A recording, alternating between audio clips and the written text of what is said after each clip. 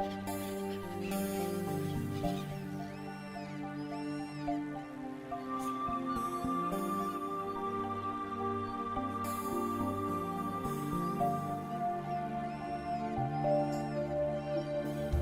ุนอำไนมักผูหาก็1. กัมมันตรีพิษโบเมเสียกเพกึ่งสังขาพิษกุงสหันตะนั่งยิ่งอีกพุทธาเจ้าก็2. อริยุวาตันเตรเสเนอริยาเปียเจ้าเขาก็3. วิปากันเตรหูหนวก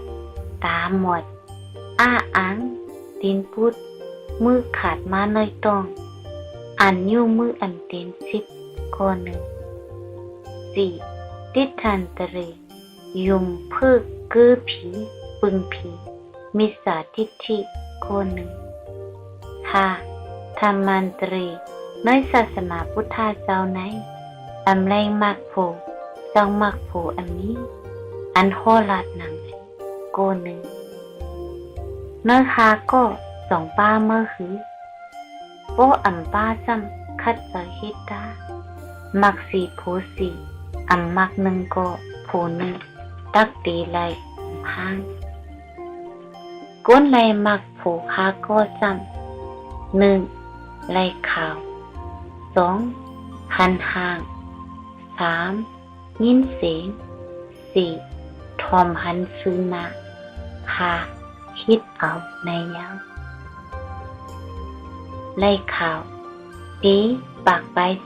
3เลินเป็ดมูลคำเจ้าพุทธะเตโหลาธรรมสักยานั้นเนื้อขึ้นนั้นมีนางยิ่งสือว่านางการีอยู่ที่เวียงกุระคระเนื้ออึ่งราสเกียวย้อนป้าต้องเลย10เลินเต็มเน่พงต้องเจ็บเด็กเกิดลูกอยู่ยาวจังมีผีลูก2ก้น1สาตากิริก้น1ขีมาวัตนะมาคุกกันเนื้อกลางเฮาซื้อเนื้อสมขึ้นนางการีเล็กอุบถามกันเจ้ากว่าเลิงมาข้ากว่าขึ้นปางกุมผีเฮามาออเจ้าซ้ำกว่าเลิงมาลาข้ากว่าทอมทำสักอย่าพุทธาโคติเถินลงตึงมาออท่านเจ้าลัดนั่นลัดโฮว่าคือหลายไคเนคาลู1. คันธาจิกหูต่อปลายตีนปลายมือสัตวานให้มีไว้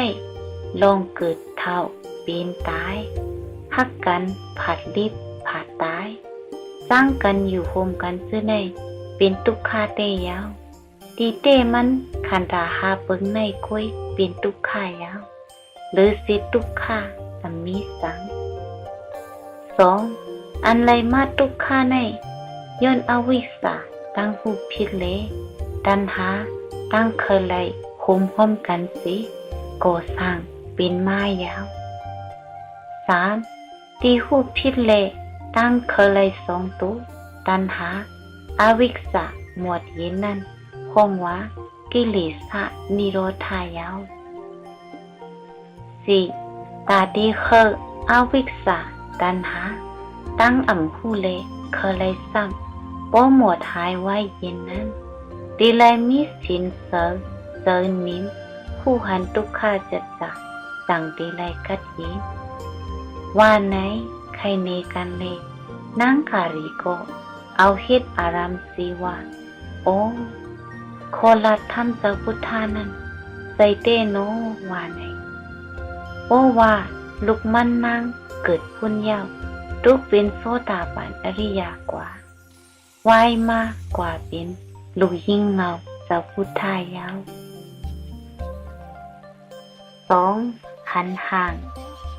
มหากัปปินหน้าเจ้าโหคำตั้งห้องเมืองหิงหนึ่งนั่งโหคำหลงอนอจาดังมีพงเมืองหิงหนึ่งเจ้ากัสปะตั้งเจ้าเจมซื่อนั้นมุ่งหันห่างเจ้าพุทธากุยสีรูปเป็นโซดาปฏิผูกวายาว 3. ยินเสียงมีกาลาสถีหลงโอเจ้านางวิสาขาคิดซ่อมโคสิสังอาศีลากัสปะ ตักกะตอนไอลอนปุยเขาเลยว่าเคยกว่าถอมท่ามสางลงกตมาก็ตีเลยเอาพากลางเฮ็ดเจ็ดจันสีสั่งถอมในเลยเฮ็ดส้มสีถอมอำพันหังเจ้าพุทธะยินโคสิงโหทำเจ้ากล้วยลูกเป็นโซดาบานอริยากว่ายาว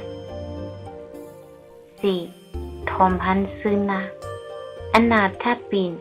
นางวิสาขาเจ้าหกคำปิ่งปิสาระเขาเจ้าซื้อไหนหังเจ้าโกหันเสียงเจ้าโกยินเล็กลูกเป็นโซดาบานอริยากว่ายาวหาเฮ็ดเอาเป็นนางเจ้าพุทธิลามหาศิวะเจ้าริวัตตาเขาซื้ออันคืดบานพุทธาเจ้านั่นนำนายยาวเนื้อศาสนาคำเจ้าย่ำเหลียวในเป็นปุกกูอันเฮ็ดเอาซ้อมลายทำเจ้าสิงยาวตีอันเฮ็ดเอาในซ้ำตีไลสอนทองถามวนเอาอนุโพธาญาณผู้ปองรูปธาตุนามธาตุสะโพลักษณะ3 ปึ้งสัจจา4 ปึ้งเอาสมาสติสมาสมาธิสมาวายามะสมาสังกัปปะสมาทิฏฐิอันเจ้าพุทธะรู้ทุกญาติเงาไม่เหนียวนั่นเฮ็ดทางนี้สั่งเทศเป็นลูกหักคำเจ้าไรยาวตีไหนเจ้าหลวงปู่ที่เหนไว้ศีลาปินนี้สมาวายามะปินปีสติสมาธิปินมือยิบตื้อปันสมาสังกัปปะมักกะตังแมงสมาธิที่หันทรงปันมักอริยะเทียบกิเลสะเย็นเวียบหมดสิ่งตายสิ่งอย่างมักอังกาเปียดเบิ้ง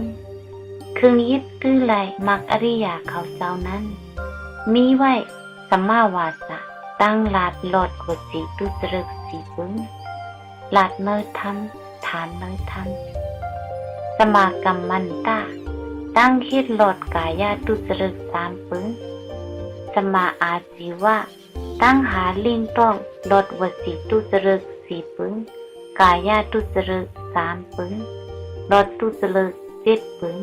อันในเป็นสินเสยาวในเป็นหนักนางลินยาวสมาวายามะตั้งคัดเสยปั้มสวยสติคัดเสยปั้มสวยสมาสังกัปปะเป็นตีน2 ขวัญยาวสมาสติเกียมกุ้มเสยผิวพงเลสมาสมาธิเสยนิ่มจริงเป็นมือ2 ขวัญยาวยิบตื้อสมาสังกัปปะมักกางไปวนเคยโปหันรูปนามเป็นลูกขันเจย้อนอนัตตาอำเจยเก่าอำพ่องงามไหลเลจังเป็นลูกขันเจย้อนอนัตตาอำเจยเก่าอำพ่องงามไหลเลจังเป็นลูกขันเจนั้นวนเคยคึดบ่คึดเย้ากึดไว้วางปันสมาธิที่ขันซ้อมยังกันหนึ่งตีส่งปันมักอริยะเทียบกิเลสะตายกว่าสั้นเลยสั้นนั่นเนี่ยตั้งขันตั้งเทียบตั้งหมวดหายเป็นกำเหลวกันยาวโยกิผู้ฝึกเป็นอริยะเขาตั้งสิ่งโออันไปหันสัจจาซ้ำสตุมนามอริยสัจจานามยถาภูตามอาตัสนาสติตามติคามัฏฐานาตาสุตะสันวาสาติสุสัพพุทธวานัยภิกขวีผู้มุ่งหันเพศเกิดเท่าเป็นตายอันดีมาตั้งนานนั่นเองลูกฮักเก่าตั้งเสียงโน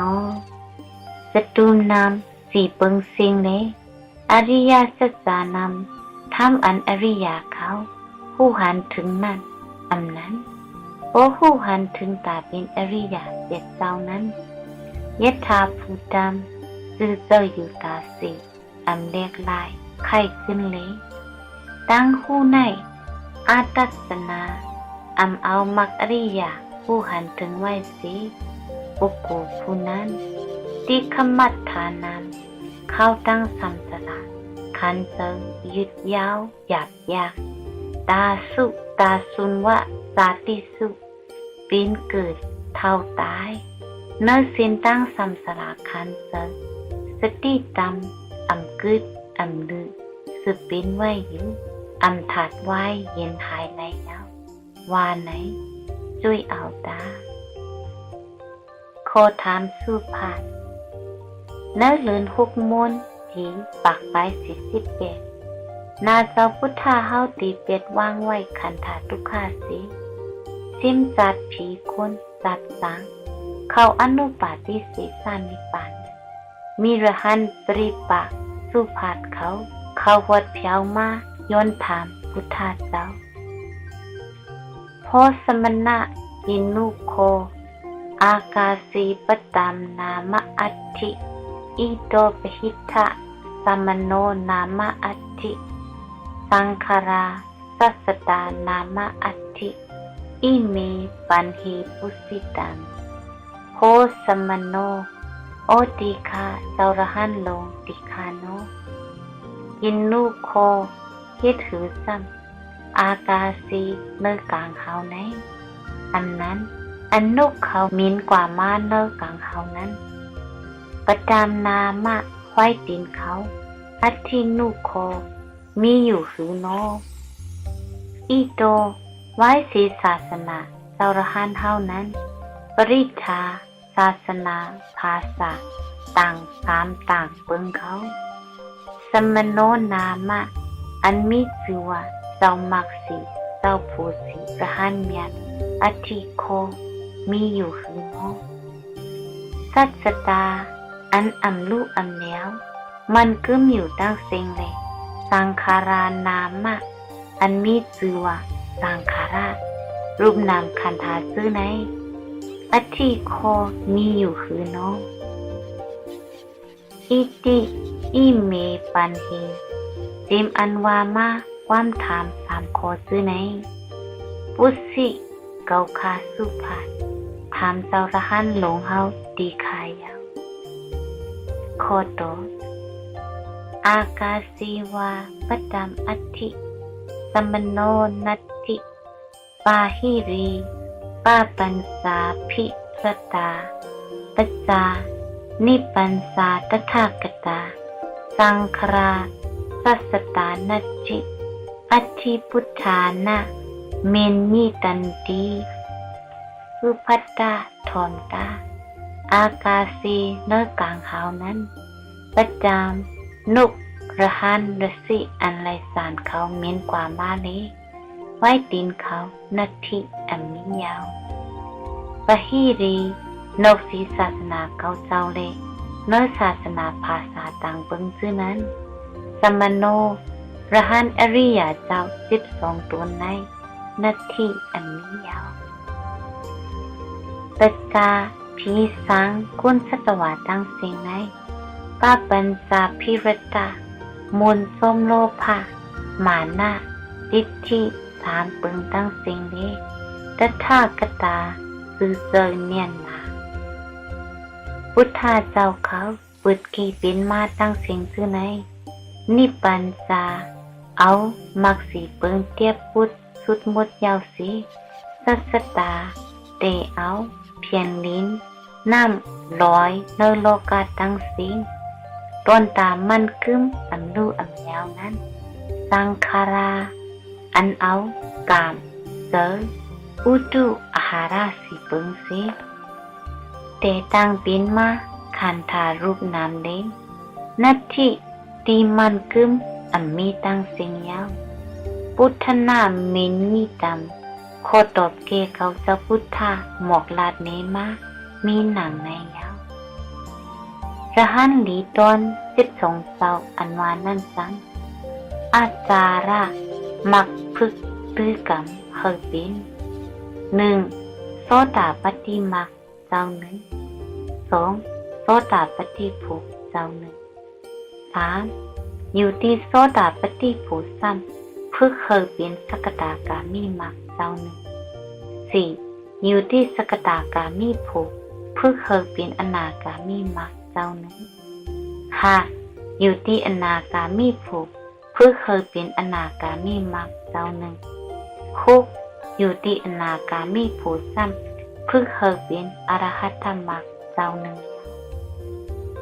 ที่อันพึกสีเจ้านั้นห้องอาสาระอริยมรรคสีนั้นห้องมรรคอริยผูสีนั้นห้องผูอริยคุมอริยเจ้าทอด12เจ้าเย้าคือหูตีกวางมันด้วยเอาอัฏฐกถาตาอิเมจะสุภัตตาภิกขุสัมมาวิหาริโยอสุญโญโลโกอรหันติหิอัสสาสุภัตตาสุภัตเอ๋ย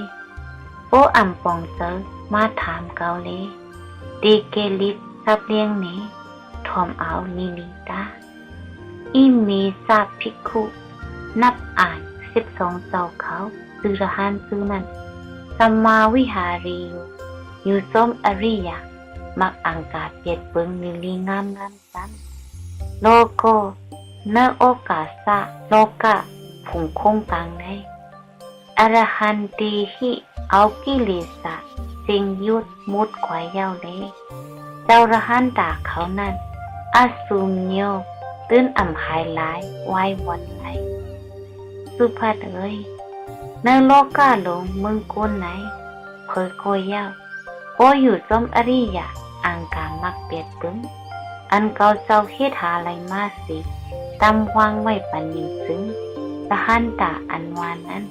อ่ำหายอ่ำบวดตักมีอ่ำห้างยาวพระพุทธเจ้าโคราชมันสัจจาสีปึ้งมักอังกาเปียดปึ้งเย้าก็สุภัตจังไข่ผัดพุทธเจ้ากว่านางติเด็ดเย็นสิ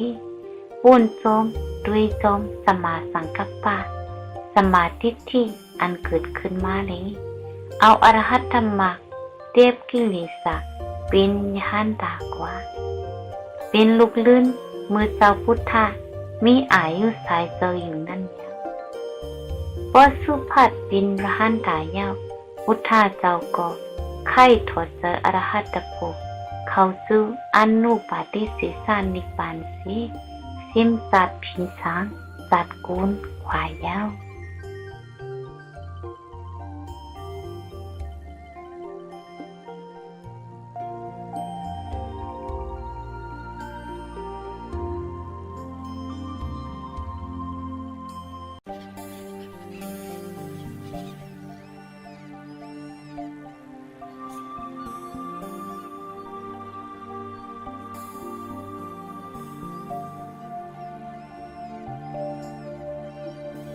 ตัดซึกคนตายเหตุตั้งเขามักผูก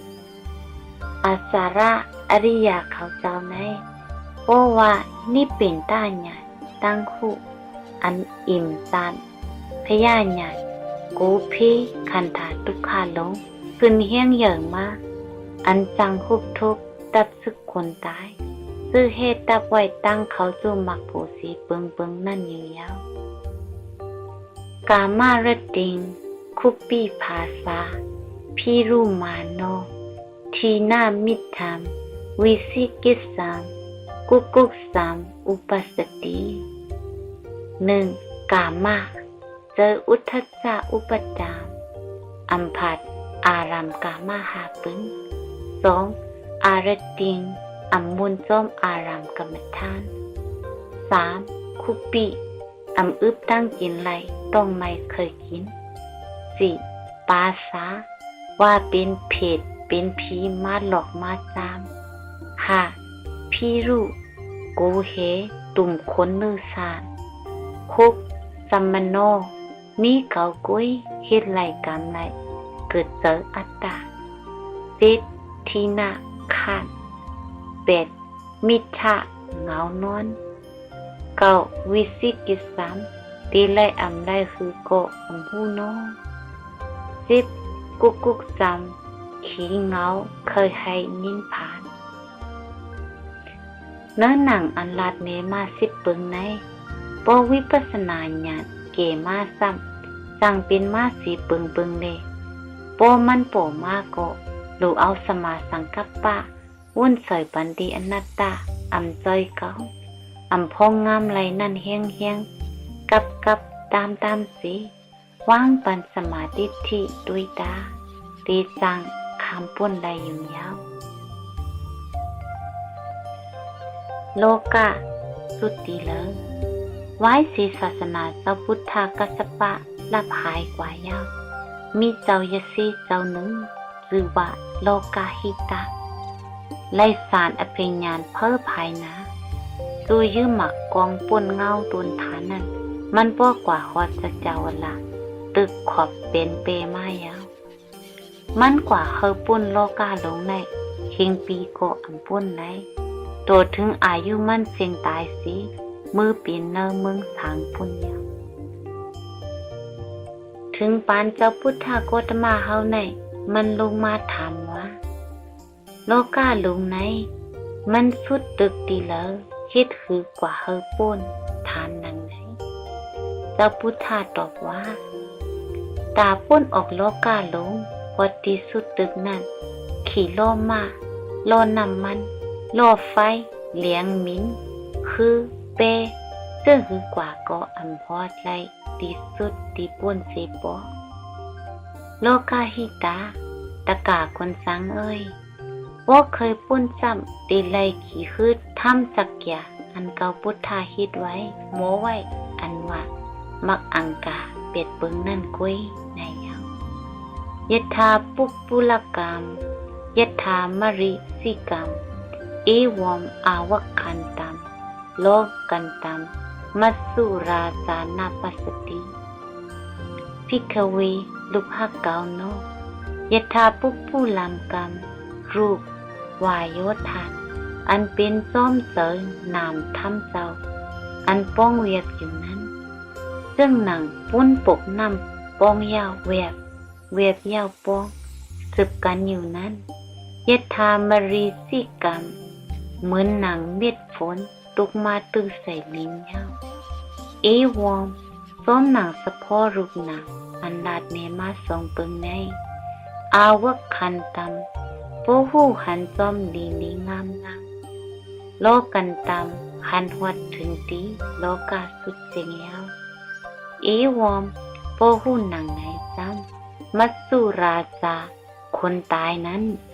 นับปัสสติตื้นอ่ำจังฮิตหือคันไหลยาวสัจจาสีปึงซ้ำเมื่อปีปักไป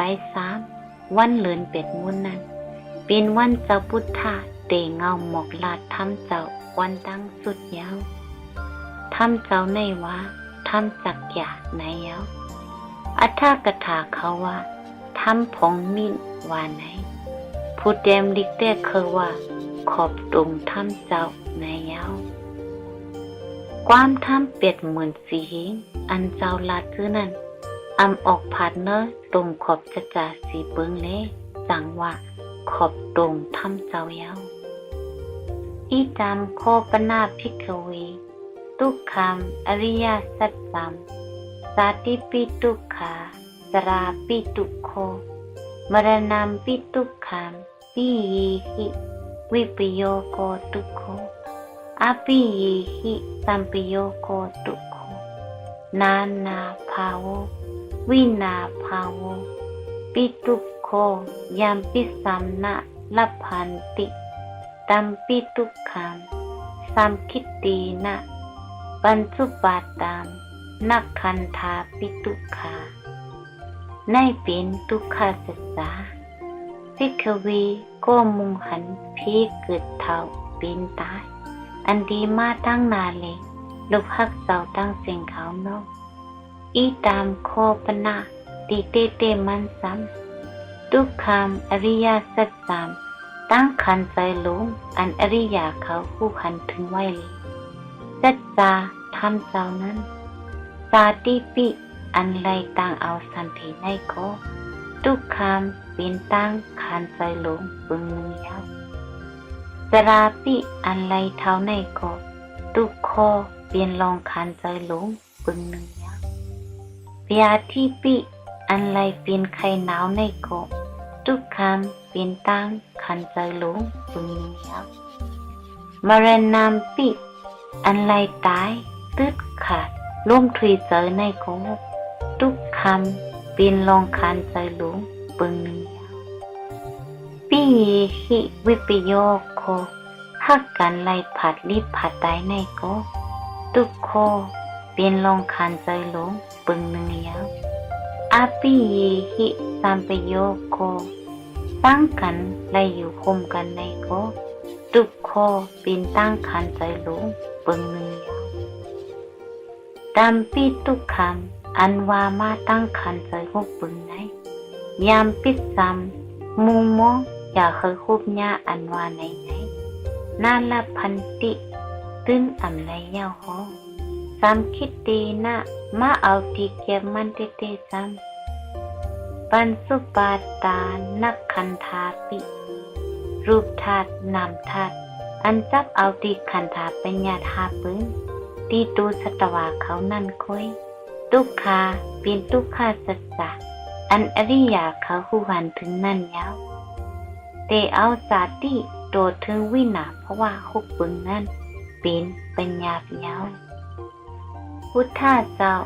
ลาเธอไลสามวิกาสีหมอวุ่นหมอตุยติรูปธาตุนามธาตุเป็นขันธ์เจ้านั่นรูปธาตุจำอุปัสยาสันตติสารตาอนิกสตารูปหันห่างอันกึ่งอาเป็นส้มนั้นข้อมหกคือข้อมกันเสอุปัสยาเป็นสันตติสุดกึดสารตาเท่าอนิกสตาตายตั้งนามเป็นสุดเกิดเท่าตายซ้อมกันยังที่ไหนเป็นทุกขาจัดสาเนี่ยก็หูหันถึงก็เป็นอริยญาณอีตามโคปนาภิกขวีทุกขาสมุทัยามอริยสัจจังยายามตัณหาโอนโนภวิกานันติรากาสหกตาตาตารานพินันตินิยียาติตังกามาตัณหาภวะตัณหาวิภวะตัณหาภิกขวีก็มูหันพี่เกิดเท่าเป็นตายอันดีมาตั้งนานนี้ดุขักเจ้าตั้งเสียงเนาะทุกขาสมุทัยามอันไรเป็นมาทุกขาเลยอริยสัจจำอริยเขาหูหันถึงอันเซยนั้นยายามตัณหาอันเป็นอวิชชาตัณหาในโพโนภวิกากำเอาเตตั้งภวะเมยอันยาวอันไว้นันตีรากาสหกตาตั้งรากาขุมซุมคุมป้ากันเป็นเสตัตระเนอารัมภวะนั้นอภินันตีนิสมซื้อนายตาตราพินันตินียียาติตัมกามาตัณหาอีตัมอันเป็นตัณหาอาวิชชาในสียถากตมาเป็นอันเลยจำโนกามาตัณหา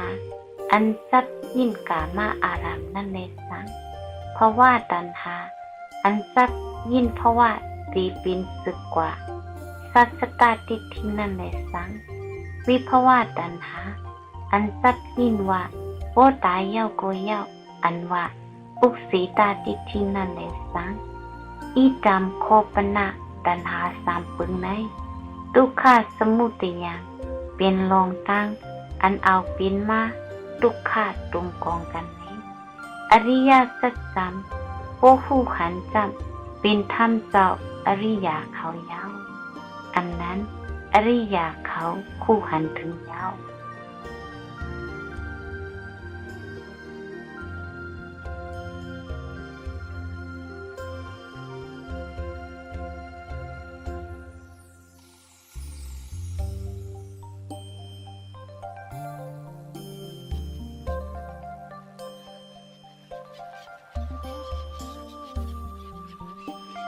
ทุกขาหมดเย็นอิจามโคปนะทุกขานิโรธรรมอริยสัจจังโยตัสสายีวะ ตัณหายะอาศิสะวิรากะนิโรโธสาโกปฏินิสักโกมุตติอานาลโยภิกขวีก็มุ่งหันพิกเกิดเท่าเปลี่ยนตายอันดีมาตั้งนาเลลุกหักเสาตั้งเสียงโนตัสสายีวะตัณหายะเอากามาตัณหา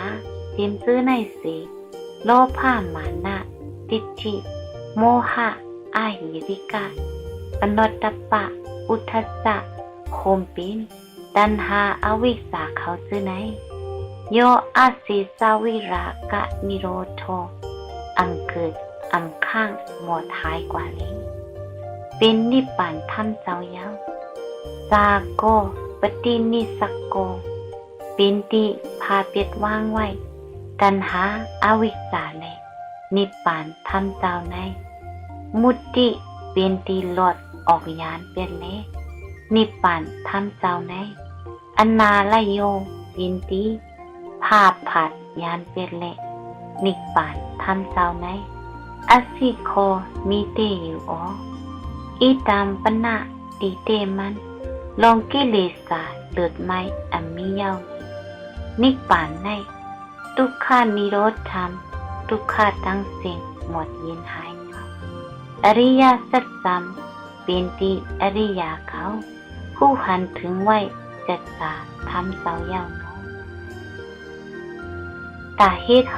อวิชชาตัณหาหายอิตามโคปนะทุกขานิโรธกามินีปฏิปตาอริยสัจธรรมอยามีวะอริโยอาทังกิโคมักโกสียาติตัมสมาติจิสมาสังกัปโปสมาวาจาสมากัมมันโตสมาอาจิโวสมาวายโมสมาสติสมาสมาธิภิกขวีก็มุ่งหันพิเกิดเท่าเปลี่ยนตายอันดีมาตั้งนาเลลุกหักเสาตั้งเสียงโนอริโยฮะเลยเป็นอริยเลสังตาเป็นอริยเลสังอยามีว่ามักโกอันจังเตเป็ดกิเลสานั้นมีมักทำเสาในก้อยอาทางกิโกอันมีไว้คึงยิบอังกาเปียดปึงนั้นอีดำเนื้อคึงยิบเปียดปึงของอริยเขาอันวานในสียถากัตตมัมเป็นอันเนยจำเนาะสมาธิที่ตั้งหันถูกเมียนสื่อใจเลสังสมาสังกัปโปตั้งวุ่นสื่อใจเลสังสมาวาจาตั้งหลัดถูกเมียนสื่อใจเลสังสมากัมมันโตตั้งเหตุถูกเมียนสื่อใจเลสังสมาอาจิโวตั้งหาลิ่งเสยถูกเมียนสื่อใจเลสังสมาสติตั้งเกตเสยพุ่งลงผิวพุ่งใหญ่อันถูกเมียนสื่อใจเลสังสมาสมาธิตั้งเสยมันนิ้มถูกเมียนสื่อใจเลสังอีตามโคปนะเป็นเครื่องยิบอริยมักสีเจ้ากุยยาวทุกขานิโรธกามินีปฏิปตาตาตื้อกรรมสีเจ็บหมดเป็ดกิเลสาสิเขานิพพานอริยสัจธรรมตาเป็นอริยยาวคุบลาสมาวาจาลดวจีวะสีปึงสัมมากัมมันตะลดกายาวะสามปึงสมาอาศีวะลดวสีกายาวะ10 ปึงเป็นสินเสริมยาวสัมมาวายามะลดขันเหงานอนสมาสติลดอุทธัจจะเจ็ดเสยผิวเล่าหาอารามสมาสมาธิมันยิ้มอ่ำไข่3 ปึงในเป็นเสริมนี้สมาวายามะเหมือนกลางวันสมาสังกัปปะวนอนิจจทุกขะเป็นอนัตตาสมาธิที่ยิ้มหูเขา3 ปึงในเป็นหูยาคมเป็นสินเสริมนิ้มคู่ศาสนาเสา3 ปึงยาวสมาวายามะคือยิบมักอริยาใน มันเขาสวยตั้ง3 ปีแล้วเขาในเป็นมรรคอังกาอันอาสาระอริยะเขายึดตื้อส่งถึงมรรคอริยะ4 อันเจ้าพุทธะเทียบกิเลสานั่นสิคำเขาผู้อริยะยาวความคนมาสิมาเลยความไตเน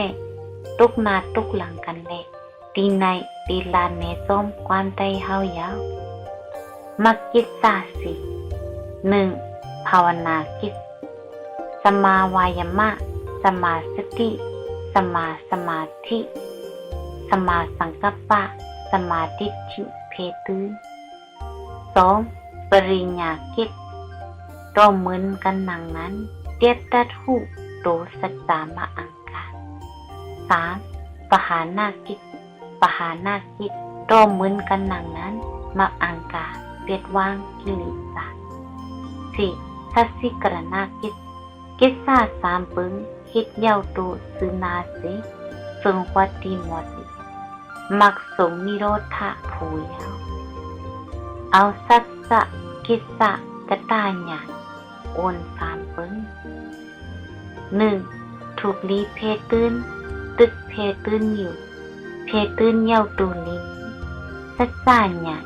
กิจสาญากตาญากัญญานะมักอาสาระอริยะมักอริยะสินเสริญเตินินหู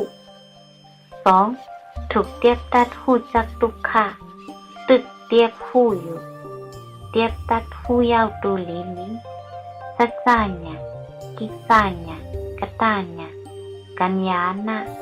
มักอาสาระอริยะมักอริยะสินเสริญเตินินหู 3. ถูกเบ็ดวางกิเลสาตึกเบ็ดวางอยู่เบ็ดวางเย้าตูลิงามสัจจาญากิจสาญากตาญากัญญานะ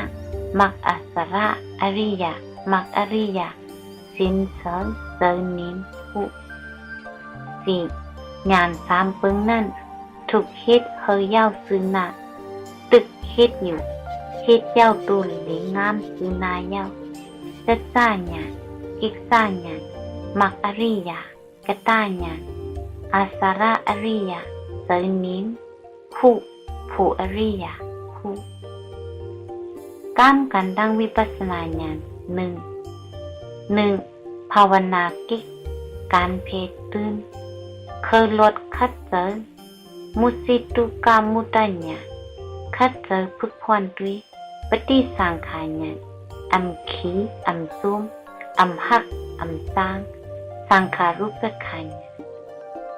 2. ปริญญากิจการเตียบตัดหูเป็นทุกข์เหยียบปันเศร้าจอมสมาสนาญาณหันหูเป็นลูกพยาญาณหันหูลูกเหลียวพังกาย 3. ปหานากิจการเปียดวางลีโกเป็นของเขาพยาญาณหันหูตั้งพิษอาตินวาญาณอินซานยินสางนี่เป็นตาญาณ 4. สัสสิกรณากิจคิดเย้าสู่ขวัดซื้อมาคุบสวยโพธิปักขิยา37คิดปลุกเหลียวอนุโลมาย